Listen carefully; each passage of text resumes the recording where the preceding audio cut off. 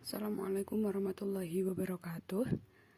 Selamat datang di pembelajaran dari mata pelajaran sejarah kelas 10.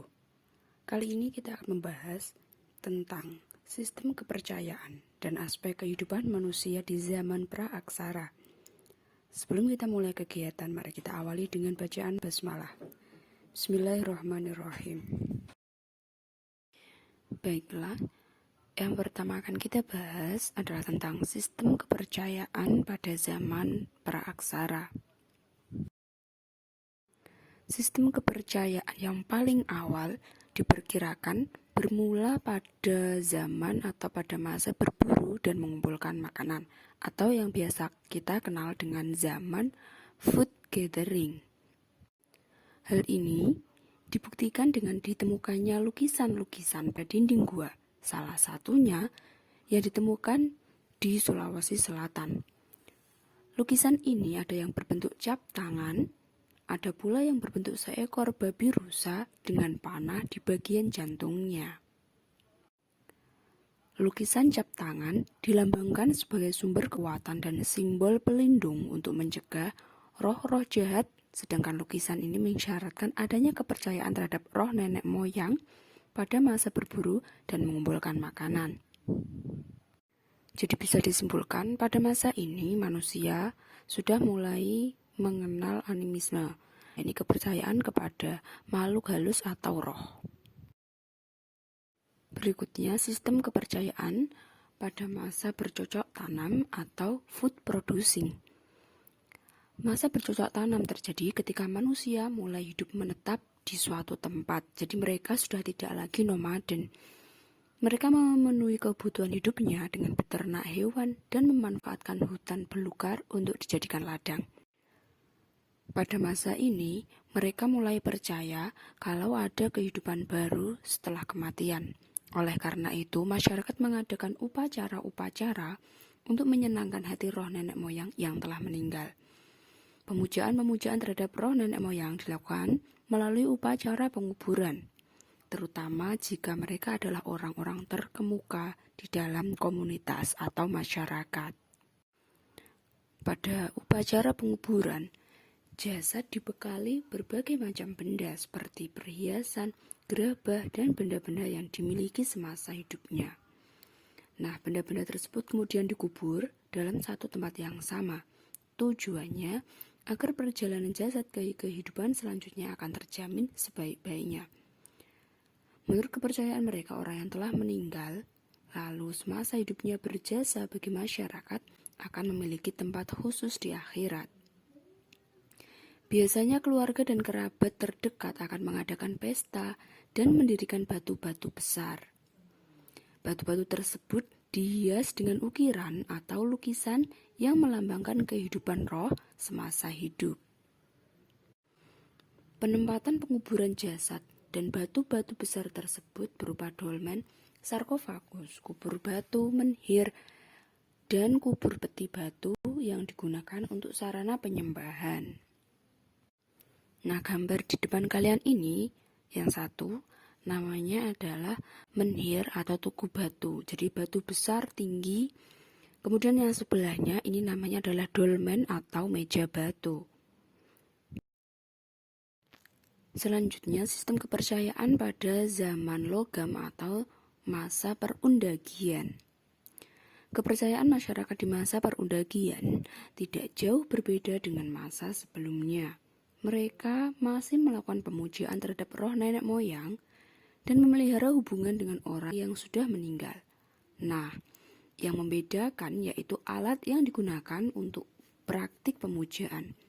Jika pada masa sebelumnya alat-alat yang digunakan terbuat dari batu, di masa perundagian benda yang digunakan terbuat dari bahan perunggu. Kemudian, upacara kematian menjadi hal yang sangat penting di masa perundagian. Seiring berjalannya waktu, hal itu membuat sistem penguburan mengalami perkembangan dan menghasilkan situs arkeologi yang tersebar di berbagai tempat di Indonesia. Pada masa ini ada dua sistem penguburan. Yang pertama adalah sistem penguburan langsung. dengan cara mengubur langsung jasad ke dalam tempat yang sudah disiapkan. Yang kedua adalah sistem penguburan tidak langsung. Dilakukan dengan cara mengubur mayat lebih dahulu di dalam tanah atau kadang-kadang dalam peti kayu yang dianggap sebagai kuburan. Kemudian, dalam jangka waktu tertentu, sebagian atau seluruh tulang akan diambil untuk dikuburkan kembali di tempat yang disediakan. Ini berupa tempayan batu yang gambarnya bisa kalian lihat di depan.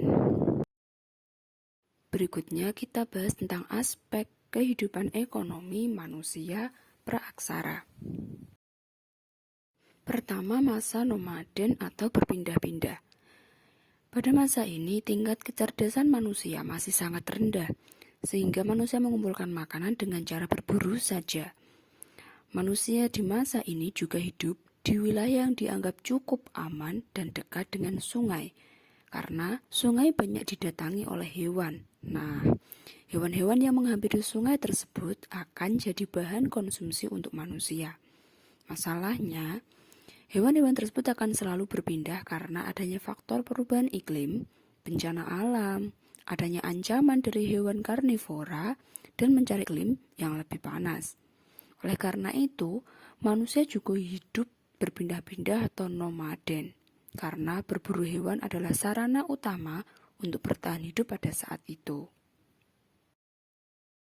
Yang kedua, masa Abrisosaurus, yakni masa menetap di dalam gua. Setelah hidup secara berpindah-pindah atau nomaden, manusia pun berkembang dengan mengumpulkan makanan dari laut. Di masa ini, manusia menetap di gua yang dekat dengan sumber air di tepi pantai, sungai, atau danau. Nah, gua-gua yang ditinggali manusia inilah yang disebut Abrisosaurus, yang biasanya di dalamnya terdapat sampah-sampah bekas makanan yang membatu. Yang ketiga, masa bercocok tanam dan berternak. Setelah masa berburu dan menetap di gua, akal manusia semakin berkembang dan mulai mampu untuk bercocok tanam. Tanaman yang biasanya ditanam di masa ini adalah tanaman umbi-umbian seperti keladi, ubi, sukun, pisang, dan juga rambutan. Selain bercocok tanam, manusia juga mulai memelihara hewan untuk diternak. Hewan-hewan yang diternak biasanya adalah ayam dan babi. Dengan bercocok tanam dan beternak, manusia bisa mengkonsumsi hasil tanaman dan ternak mereka sendiri, dan tidak harus bergantung pada alam untuk berburu hewan. Berikutnya, pada masa perundagian. Di masa ini, manusia mulai mengenal pembuatan barang kerajinan tangan dari batu dan kayu. Masa ini disebut dengan masa perundagian. Undagi sendiri adalah sebutan untuk sekelompok masyarakat jago dan terampil membuat kerajinan. Barang yang dibuat contohnya seperti gerabah, sampan, dan perhiasan. Nah, hasil produksi dari keterampilan-keterampilan tersebut nantinya akan dibarter atau ditukar dengan kelompok masyarakat lain. Nah, sekian materi hari ini. Selamat belajar. Jangan lupa menjaga kesehatan. Sampai jumpa di sesi berikutnya. Wassalamualaikum warahmatullahi wabarakatuh.